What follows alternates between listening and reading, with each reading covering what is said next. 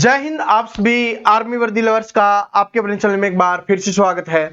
दोस्तों आज हम करने वाले हैं आर्मी अग्निवीर 2025 के लिए जीके के टॉप 50 क्वेश्चंस, और ये क्वेश्चंस हैं बड़े ही शानदार क्वेश्चंस होने वाले हैं, बहुत ज्यादा इंपॉर्टेंट क्वेश्चंस होने वाले हैं जो आपके एग्जाम में बार बार पूछे जाते हैं।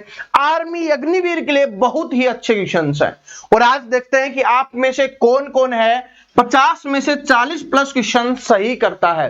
और लास्ट में आप सभी को कमेंट करके जरूर बताना है कि आपका क्या स्कोर रहा है, इससे आपको आइडिया लग जाएगा कि आपकी तैयारी कैसी चल रही है, क्योंकि आज वाले क्वेश्चंस बहुत ही अच्छे लेवल के, बहुत ही अच्छे जो आपके एग्जाम्स में आने वाले हैं। आपको पता है कि अब आपके पास समय नहीं बचा हुआ, 30 जून से आपके एग्जाम शुरू हो रहे हैं, और उस एग्जाम में जैसे क्वेश्चंस आपको देखने के लिए मिलेंगे वैसे ही क्वेश्चंस मैं आपको यहां पर लेके आया हूं।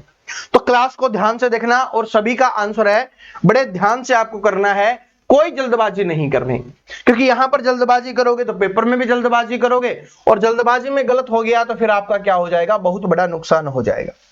क्वेश्चन नंबर पहला आपकी स्क्रीन पे आ चुका है कि भारत का सबसे बड़ा प्राकृतिक बंदरगाह कौन सा है। भारत का सबसे बड़ा प्राकृतिक बंदरगाह कौन सा हो जाएगा, ये अपने को बताना है। तो कौन सा हो जाएगा, आंसर कीजिए सभी। तो इसका करेक्ट आंसर हो जाएगा जो मुंबई बंदरगाह है वो क्या हो जाएगा, भारत का सबसे बड़ा प्राकृतिक बंदरगाह है। आगे बढ़ते हैं। जवाहर नेहरू पोर्ट कहां पर स्थित है।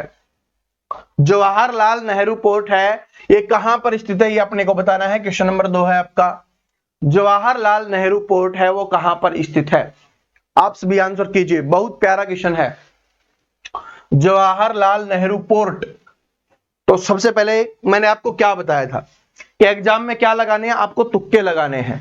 तो तुक्के लगाने के लिए भाई जो क्वेश्चन नहीं आएगा उसमें तुक्के लगाने हैं, तो थोड़े स्मार्ट बनो और आंसर करो।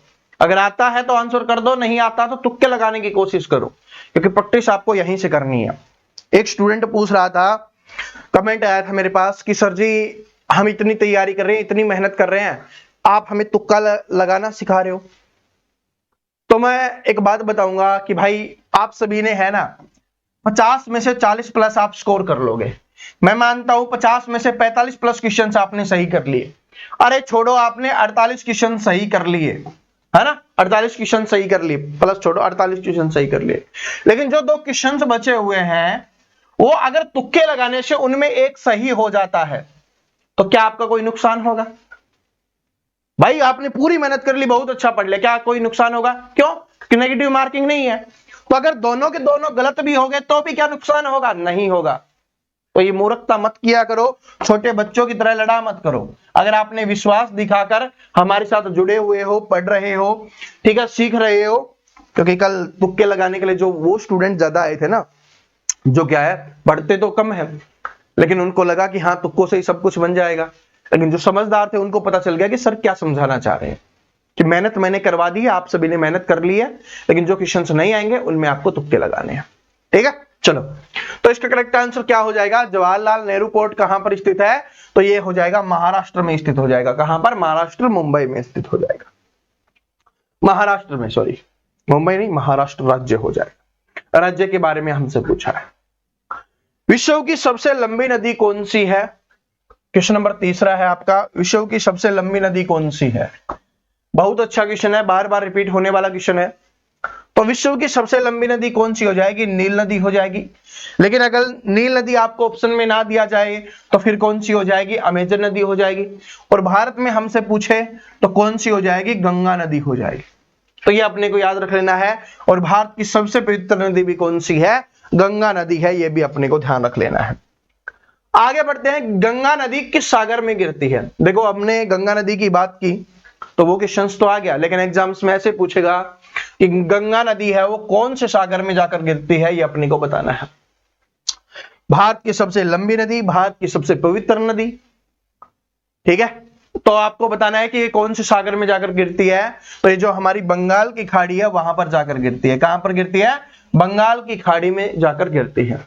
और आप सभी मुझे कमेंट करके इसका आंसर दोगे, इसी से तो पता चलेगा कि आप मेहनत कर रहे हो या नहीं कर रहे, कि इसका उद्गम स्थल कौन सा है। उद्गम स्थल, गंगा नदी का उद्गम स्थल कौन सा है, कहां पर गिरती है ये तो आपको याद हो गया, बंगाल की खाड़ी।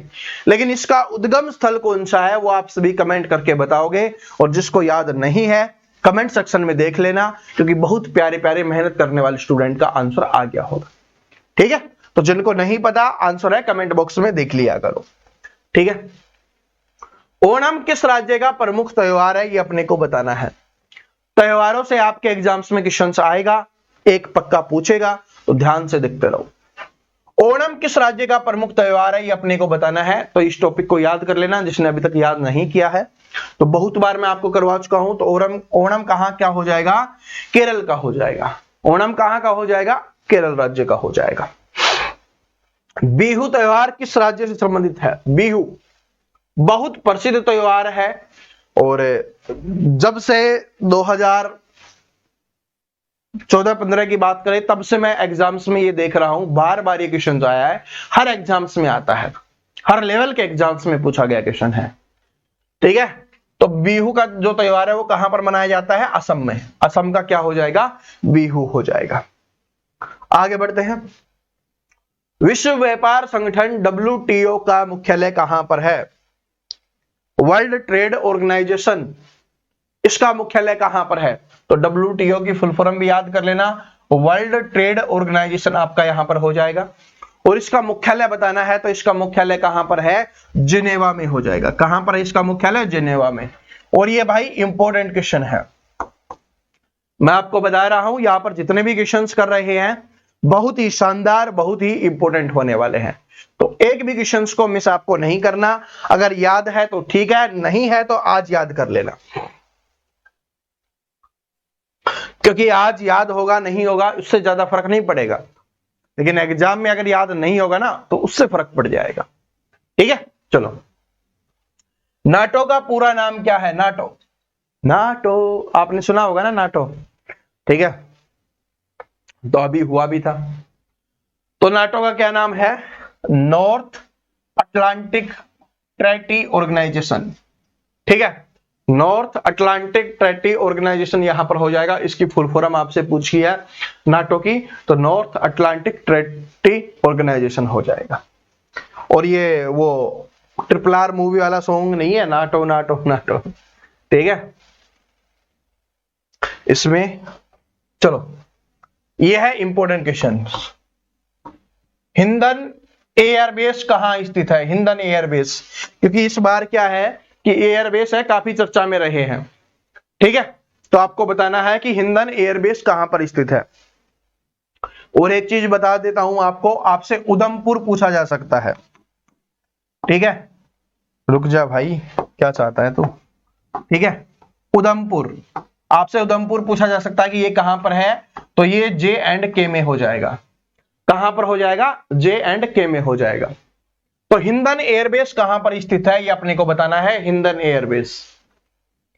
तो हिंडन एयरबेस कहां पर स्थित हो जाएगा, तो ये हो जाएगा हमारा दिल्ली में। कहां पर हो जाएगा, दिल्ली में हो जाएगा। हिंद की राजधानी क्या है, दिल्ली है, तो हिंडन एयरबेस कहां पर है, दिल्ली में हो जाएगा। ठीक है, तो ऐसे याद कर लिया करो रिलेट करके, जिससे आपको याद हो वैसे याद कर लिया करो। डिफेंस जीके की स्पेशल क्लास करवाई थी, साइंस एंड टेक्नोलॉजी की क्लास करवाई थी, दोनों में मैंने आपको एक क्वेश्चन याद करवाया था। क्या है कि तेजस लड़ाकू विमान का निर्माण किस संस्था ने किया है ये अपने को बताना है।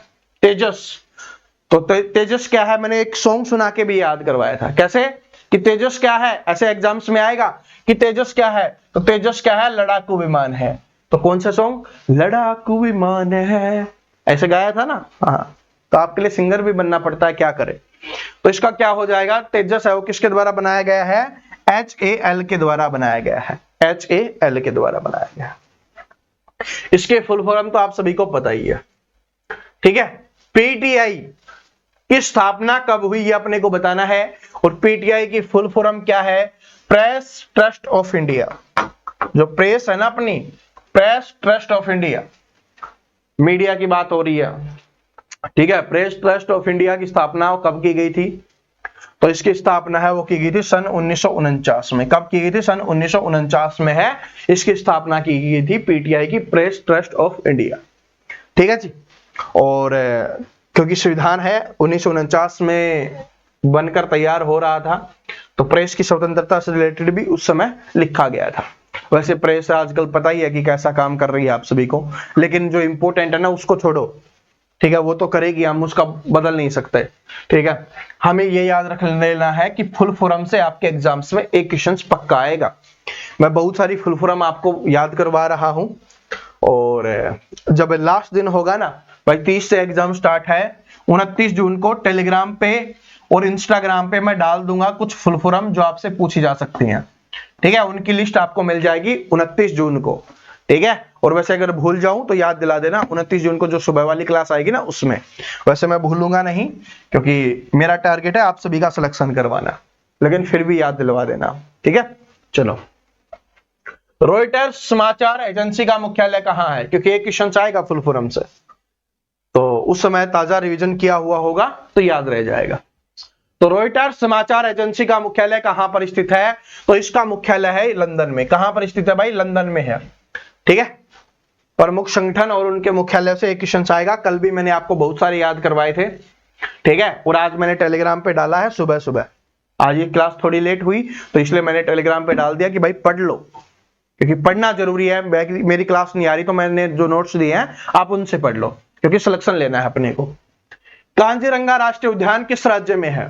कांजीरंगा राष्ट्रीय उद्यान कहां पर है? तो कांजीरंगा राष्ट्रीय उद्यान कहां पर स्थित है? ये हो जाएगा असम राज्य में स्थित हो जाएगा। और किसके लिए प्रसिद्ध है? एक सींग के गैंडे के लिए प्रसिद्ध है कांजीरंगा राष्ट्रीय उद्यान, ठीक है। ये भी पूछा जाता है कि किसके लिए प्रसिद्ध है, तो एक सींग के गैंडे के लिए प्रसिद्ध है। और भाई आप सभी कमेंट करके मुझे ये बताना कि आपका एग्जाम कौन सी डेट को है। आपको बताना है कि कौन सी डेट को आपका एग्जाम है और कौन सी सिटी में आपका एग्जाम है, ठीक है। कौन से डेट और सिटी को, ये जरूर कमेंट करके बताना कि कौन सी डेट को और कौन सी सिटी में आपका एग्जाम है। अगला क्वेश्चन क्या है कि गिर राष्ट्रीय उद्यान किस जानवर के लिए प्रसिद्ध है? गिर राष्ट्रीय उद्यान बहुत अच्छा क्वेश्चन है। तो जो गिर राष्ट्रीय उद्यान है ये किसके लिए प्रसिद्ध है? ये एशियाई शेर के लिए प्रसिद्ध है। किसके लिए प्रसिद्ध है भाई? एशियाई शेर के लिए प्रसिद्ध हो जाएगा गिर राष्ट्रीय उद्यान। और आप सभी को इसको टेस्ट देना है, टेस्ट की तरह लेते हुए चलना है। लास्ट में आप सभी को कमेंट करके बताना है कि आपके कितने क्वेश्चंस गलत हुए हैं। सही काउंट मत करो, क्योंकि अब समय नहीं है सही काउंट करने का। सही तो आपके मैक्सिमम होंगे, लेकिन अब ये काउंट करना है कि आपके कितने गलत हुए हैं। और उनमें से भी आपको यह ध्यान रखना है कि कौन से टॉपिक का क्वेश्चन आपसे गलत हुआ है, ताकि आप उस टॉपिक को पढ़ लो, दोबारा क्वेश्चन गलत नहीं होना चाहिए। एग्जाम में आपका क्वेश्चन गलत नहीं होना चाहिए। तो ये टेस्ट लेने का मतलब क्या है कि नए क्वेश्चन आपको याद करवा दूं, जो आपको याद नहीं है वो याद हो जाए, और जो याद है उनका रिवीजन हो जाए।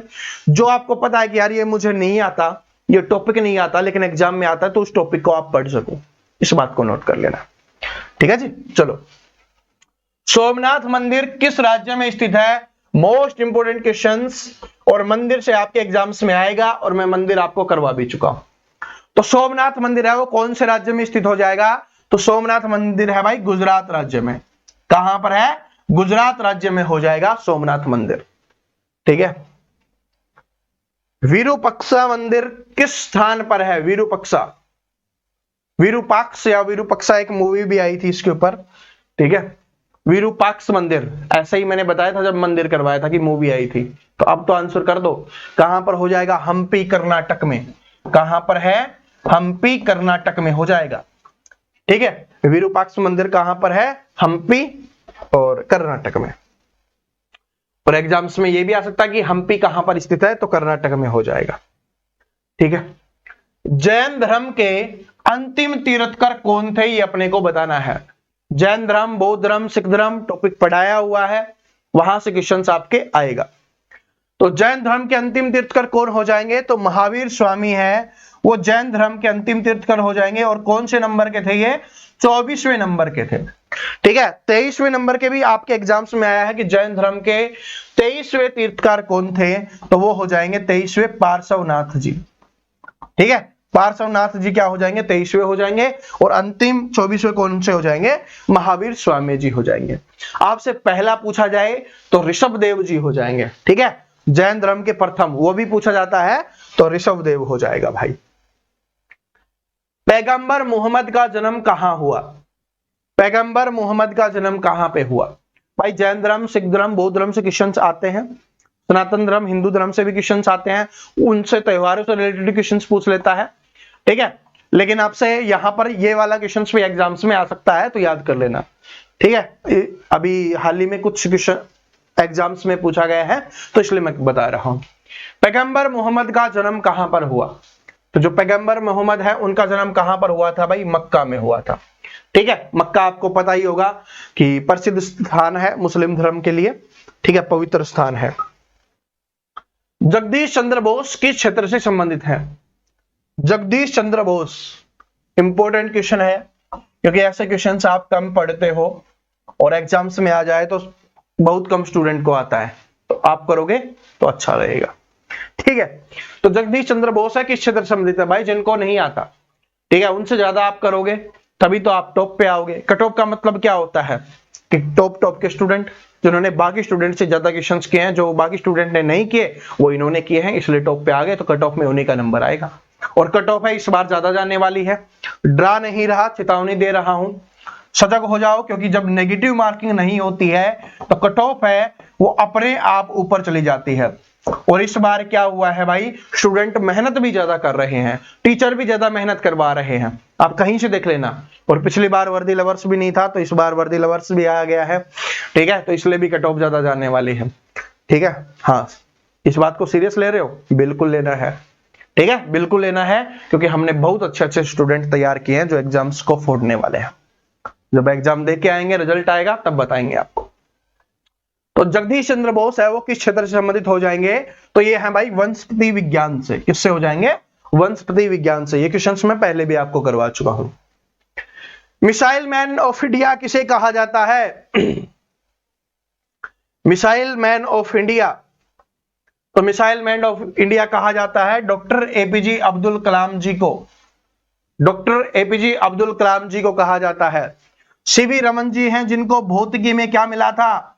नोबेल पुरस्कार मिला था भौतिकी में, फिजिक्स के लिए, कल ही हमने पढ़ा था। और इन दो के बारे में भी हमने पढ़ा है, होमी जहांगीर भाभा और विक्रम साराभाई के बारे में। तो आप सभी कमेंट करके बताओ कि ये किससे संबंधित है। देखो, कमेंट करने से नहीं बचना, अगर बचोगे तो फिर कहां जाओगे बच के, क्या फायदा मेहनत करने का अगर आंसर नहीं दे पा रहे। देखो, आपने देखा होगा ना स्कूल में, जो स्टूडेंट आंसर देता है तो उसको ही पढ़ने वाला समझा जाता है, तो मुझे भी पता चलेगा कि हाँ ये स्टूडेंट पढ़ने वाले हैं, ठीक है। और क्योंकि उसका रिवीजन हो जाता है, उसका दिमाग चलता है, तो जब तक दिमाग लगाने की कोशिश नहीं करोगे फिर कोई फायदा नहीं है पढ़ने का, ठीक है। फिर तो एग्जाम में पास होना मुश्किल हो जाएगा, क्योंकि रटने वाले स्टूडेंट है ना, वो एग्जाम पास नहीं कर पाते, इस बात को नोट कर लेना।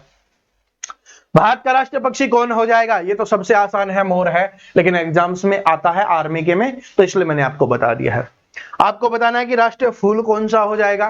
तो भारत का राष्ट्रीय फूल कौन सा है? तो कमल का फूल है, वो भारत का क्या हो जाएगा? राष्ट्रीय फूल हो जाएगा, ठीक है। चलो आगे बढ़ते हैं। बिग एप्पल किस शहर का उपनाम है? बिग एप्पल है किस शहर का उपनाम है? तो बहुत सारे मैंने उपनाम आपको याद करवाए थे, तो ये वाला क्वेश्चन उसमें इंक्लूड नहीं था, इसलिए मैंने यहां पर ऐड कर दिया है। तो मैंने जितने भी आपको उपनाम याद करवाए हैं ना शहरों के, याद कर लेना, एग्जाम में आएगा। तो बिग एप्पल किस शहर का उपनाम हो जाएगा? तो बिग एप्पल है भाई न्यूयॉर्क का। कहां का हो जाएगा? न्यूयॉर्क का हो जाएगा। City of dreams, city of dreams, Bharat का हॉलीवुड, भारत की फाइनेंशियल सिटी, तो सभी कौन सी हो जाएगी? मुंबई हो जाएगी। ये तीनों जो मैंने बताए हैं ना, मुंबई के उपनाम है। सिटी ऑफ ड्रीम्स हो गया, ठीक है, भारत का हॉलीवुड हो गया, इसके अलावा भारत की फाइनेंशियल सिटी, वो भी कौन सी है? मुंबई ही है। Tata iron and steel company कहां स्थित है? तो इसका आंसर कीजिए आप सभी। Tata iron and steel city कहां पर स्थित है? Tata iron and steel city कहां पर स्थित है? बताओ। तो Tata iron and steel city कहां पर स्थित हो जाएगी? तो ये है आपकी जमशेदपुर में। कहां पर स्थित है? जमशेदपुर में स्थित हो जाएगी। भारत का सबसे बड़ा सीमेंट उत्पादक राज्य कौन सा है? इंपॉर्टेंट है, ठीक है। सीमेंट उत्पादक बार बार आता है, मैंने आपको याद करवाया है। सीमेंट उत्पादक हो गया, आपका कॉफी उत्पादक हो गया, ये बहुत बार आते हैं। चाय उत्पादक हो गया, तो चाय में हो जाएगा आपका असम, ठीक है, और कॉफी में हो जाएगा, वैसे तो अपना राज्य पूछे तो क्या हो जाएगा, कर्नाटक राज्य हो जाएगा, और देश पूछे तो ब्राजील हो जाएगा, क्योंकि देश भी उसमें आता है कॉफी में ज्यादा बार। तो भारत का सबसे बड़ा सीमेंट उत्पादक राज्य कौन सा हो जाएगा, तो आंध्र प्रदेश हो जाएगा। कौन सा हो जाएगा, आंध्र हो जाएगा, आंध्र प्रदेश हो जाएगा। गुरुत्वाकर्षण का नियम किसने दिया था, तो गुरुत्वाकर्षण, लॉ ऑफ ग्रेविटी, तो आप सभी को समझाया था ना कि सेब गिरा था, तो किसने बोला था, ये न्यूटन ने। तो ये किसने दिया था, न्यूटन ने दिया था। आज शाम को साइंस ही आएगा, टेंशन मत लो, ठीक है। कुछ भाई जीके में जीएस के क्वेश्चंस तो होना जरूरी है, जनरल साइंस के, जनरल स्टडीज के, तो इसलिए इंक्लूड है। रेडियम की खोज किसने की थी, रेडियम की खोज किसके द्वारा की गई थी, क्योंकि स्टैटिक जीके के क्वेश्चन हमने मोस्टली यहां पर रखे हैं, तो उसमें सब कुछ आ जाता है।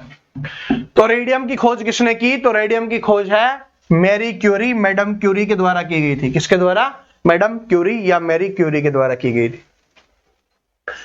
काकोरी कांड में किस क्रांतिकारी को फांसी हुई, जो काकोरी कांड हुआ था उसमें किस क्रांतिकारी को फांसी हुई, तो ये फांसी की सजा दी गई थी भाई राम प्रसाद बिस्मिल जी को। किसको दी गई थी, राम प्रसाद बिस्मिल जी को दी गई थी। लेकिन भगत सिंह जी, सुखदेव जी, अगर इन सभी की बात करें तो इनके लिए फांसी, इनको फांसी किस चीज के लिए दी गई थी, काकोरी कांड के लिए नहीं दिया गया था, ना असेंबली में बम फेंकने के लिए इनको ये सजा दी गई थी। तो किसके लिए दी गई थी, आपको लगेगा कि वो असेंबली में बम फेंका था जिसकी वजह से, नहीं, उसके लिए भी नहीं दी गई थी। तो इन्होंने क्या किया था, सैंडर्स की हत्या की थी, ठीक है। तो सैंडर्स की हत्या के कारण है इनको पुराने केस में फांसी की सजा दी गई थी। शहीद ए आजम के नाम से भी ये जाने जाते हैं, शहीद ए आजम भगत सिंह जी। और 3 थे क्रांतिकारी जिनको ये फांसी दी गई थी, जो शहीद हुए थे। तो एक तो शहीद ए आजम जी भगत सिंह जी हो जाएंगे, राजगुरु जी, सुखदेव जी, ठीक है। चलो आगे बढ़ते हैं कि चटगांव शस्त्रागार कांड का नेतृत्व किसने किया था, चटगांव शस्त्रागार कांड का नेतृत्व किसने किया था, तो ये किसने किया था, तो ये किया गया था भाई सूर्य सेन के द्वारा। किसके द्वारा किया गया था, सूर्य सेन के द्वारा किया गया था, ठीक है, सूर्य सेन के द्वारा किया गया था नेतृत्व। प्रथम विश्व युद्ध कब शुरू हुआ था, पहला विश्व युद्ध, तो पहला विश्व युद्ध कब हुआ था भाई 1914 में। पहला विश्व युद्ध कब हुआ था, 1914 में। पानीपत का तीसरा युद्ध किस वर्ष में हुआ था, पानीपत का पहला युद्ध 1526 में, दूसरा युद्ध 1556 में, और तीसरा युद्ध हुआ था 1761 में, और 1857 में तो 1857 की क्रांति हुई थी। द हिंदू अखबार कहां से प्रकाशित होता है, द हिंदू अखबार, तो द हिंदू अखबार कहां से होता है भाई, चेन्नई से होता है। कहां से होता है, चेन्नई से प्रकाशित होता है। राजस्थान पत्रिका किस भाषा की अखबार है, तो राजस्थान पत्रिका है, ये मेनली राजस्थान में चलती है, ठीक है। राजस्थान पत्रिका कहां पर चलती है, राजस्थान में, लेकिन ये कौन सी भाषा में होती है, तो ये होती है हिंदी भाषा में, ठीक है। कौन सी भाषा में होती है भाई, हिंदी भाषा में होती है। खैबर दर्रा किस देश में स्थित है, तो दर्रा है वो याद कर लेना, एग्जाम्स में आएगा, ठीक है। कल भी क्वेश्चन हमने रखा था दर्रे का, आज भी है। तो खैबर दर्रा है किस देश में स्थित हो जाएगा, तो खैबर दर्रा है हमारे पड़ोसी देश पाकिस्तान में, ठीक है। और पड़ोसी तो क्या है भाई, वो बोलते हैं ना बकवास पड़ोसी, तो वो है, ठीक है। तो कहां पर हो जाएगा, खैबर दर्रा कहां पर है, खैबर दर्रा यह है पाकिस्तान में हो जाएगा। दूसरा है नाथुला दर्रा, ये सबसे इंपॉर्टेंट है, ठीक है, सबसे इंपॉर्टेंट है और सबसे ज्यादा बार एग्जाम्स में आता है, क्वेश्चन नंबर पे मत जाना, ठीक है। तो इसका आंसर कीजिए कि नाथुला दर्रा है किन 2 देशों के बीच में स्थित है, तो ये हो जाएगा भारत और चीन के बीच में। कहां पर है, भारत और चीन के बीच में है नाथुला दर्रा, बहुत इंपॉर्टेंट है। डेविस कप किस खेल से संबंधित है, तो मैं आप सभी जो मेरी बात मानते हैं, मैं उन सभी से एक रिक्वेस्ट करना चाहूंगा, आप सर्च करना स्पोर्ट्स जीके, ठीक है, और आगे लिख देना प्रवीण कटारिया या आप वर्दी लवर्स लिख देना, प्रवीण कटारिया लिख देना या वर्दी लवर्स लिख देना। उस क्लास को जरूर देख लेना, वहां से आपके एग्जाम्स में एक क्वेश्चन पक्का आने वाला है। जो नए स्टूडेंट जुड़े हैं उनको बता रहा हूं, पुराने वालों ने तो पढ़ लिया होगा, तो जिन्होंने नहीं पढ़ा है स्पेशल क्लास करवाई है उसको जरूर देख लेना, क्योंकि एक क्वेश्चन पक्का है। डेविस कप किस खेल से संबंधित है ये अपने को बताना है। तो डेविस खेल हो जाएगा आपका, सॉरी डेविस कप हो जाएगा आपका टेनिस से। क्रिकेट का आपका रणजी पूछा जाता है, फुटबॉल का आपका संतोष ट्रॉफी होता है, हॉकी का मेजर ध्यानचंद जी ट्रॉफी होता है। तो मेजर ध्यानचंद जी आ गए, तो मेजर ध्यानचंद जी किस खेल से संबंधित है। तो अभी मैंने अब आपको बताया कि इनके नाम पे तो हॉकी में ट्रॉफी भी है, तो मेजर ध्यानचंद जी किस खेल से संबंधित हो जाएंगे, हॉकी से संबंधित हो जाएंगे। और इनको उपनाम भी दिया गया है जो आपके एग्जाम्स में आता है, हॉकी के जादूगर के नाम से इन्हें जाना जाता है। क्या जाना जाता है, हॉकी के जादूगर के नाम से इन्हें जाना जाता है। आगे है आपका लोअर संग्रहालय कहां पर स्थित है। लोअर संग्रहालय कहां पर स्थित है, तो जो लोअर संग्रहालय है ये कहां पर स्थित है, ये आपका पेरिस में हो जाएगा। कहां पर हो जाएगा भाई, पेरिस में स्थित हो जाएगा लोअर संग्रहालय। आप सभी इसका आंसर कीजिए कि नेशनल म्यूजियम कहां पर स्थित है। ये इंपॉर्टेंट क्वेश्चन है आपका, मोस्ट इंपॉर्टेंट, बहुत बार रिपीट हुआ क्वेश्चन है कि नेशनल म्यूजियम कहां पर स्थित है, कि नेशनल म्यूजियम है वो कहां पर स्थित है। तो नेशनल म्यूजियम कहां पर स्थित हो जाएगा, तो ये हो जाएगा दिल्ली में। ठीक है, नेशनल म्यूजियम कहां पर हो जाएगा, दिल्ली में हो जाएगा नेशनल म्यूजियम। बनारस हिंदू विश्वविद्यालय BHU, बनारस हिंदू विश्वविद्यालय की स्थापना किसने की थी अपने को बताना है। ठीक है, बनारस हिंदू विश्वविद्यालय की स्थापना है किसके द्वारा की गई थी, तो ये की गई थी भाई मदन मोहन मालवीय जी के द्वारा। किसके द्वारा की गई थी, मदन मोहन मालवीय जी के द्वारा है वो BHU यानी बनारस हिंदू विश्वविद्यालय की स्थापना की गई थी।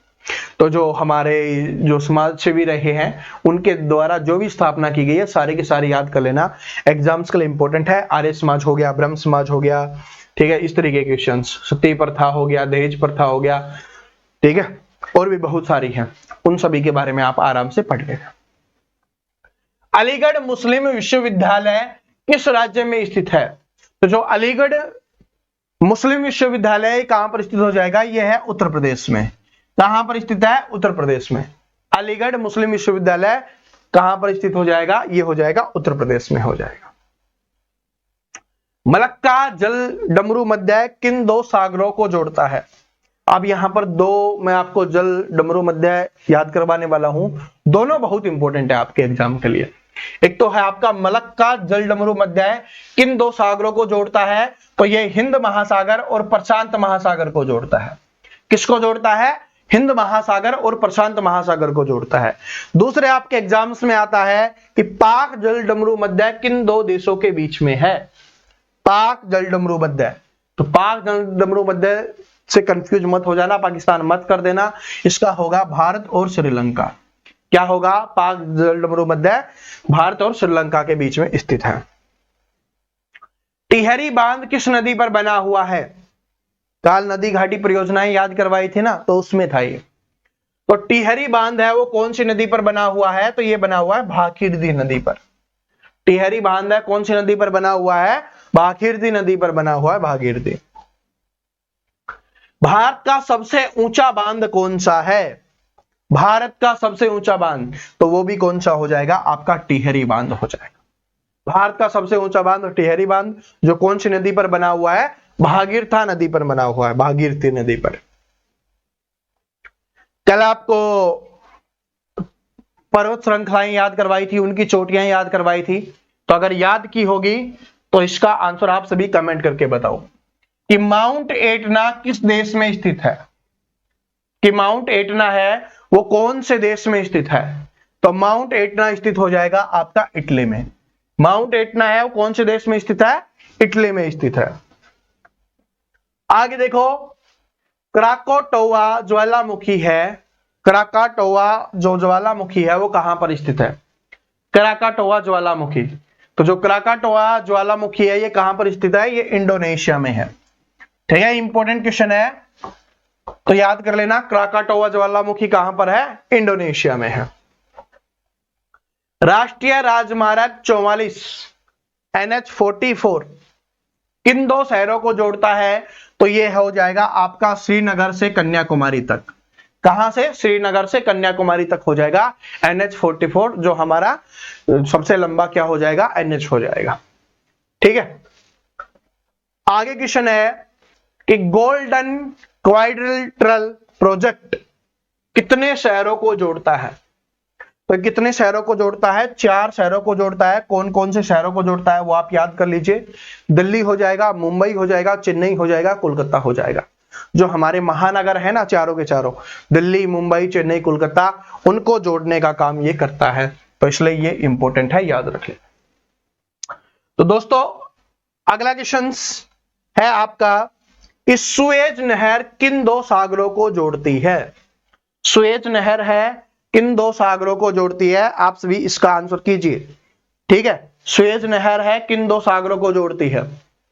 तो सुएज नहर है आपका, यहां पर सुएज नहर है, कौन से दो सागरों को जोड़ेगी? तो ये जोड़ेगी भूमध्य सागर और लाल सागर को। किसको जोड़ेगी? भूमध्य सागर और लाल सागर को जोड़ने वाली है। तो हमने यहां पर 50 से ज्यादा क्वेश्चंस कर लिए हैं। तो आप सभी अब कमेंट करके बता दो कि आपका 50 में से स्कोर क्या रहा। तो सभी स्टूडेंट है कमेंट करके बताएंगे कि उनका स्कोर क्या रहा है। ठीक है, गलत कितने हैं ये बता दो। ठीक है, सही वाले हैं वो तो आप सभी को पता है, गलत कितने हुए हैं वो आपको बता दो। और कोई आपको जो भी प्रॉब्लम है वो आप कमेंट करके बता देना, अपने दोस्तों के साथ शेयर कर देना। और जितने भी नए स्टूडेंट आए हैं चैनल को सब्सक्राइब करके बेल आइकन को जरूर प्रेस कर लेना। इंस्टाग्राम पर जुड़ जाना, कल वहां पर एक स्पेशल वीडियो आने वाला है सुबह 7 बजे। ठीक है, 2 से 3 मिनट का होगा, जिसमें मैं आपको ये बताने वाला हूं कि किस तरीके से आपको आपका पेपर है वो सोल्व करना है। तो इंस्टाग्राम पर जरूर जुड़ जाना, लिंक आपको उसका डिस्क्रिप्शन में मिल जाएगा। मिलते हैं नेक्स्ट वीडियो में, तब तक हंसते रहिए, मुस्कुराते रहिए, पढ़ते रहिए। जय हिंद, वंदे मातरम।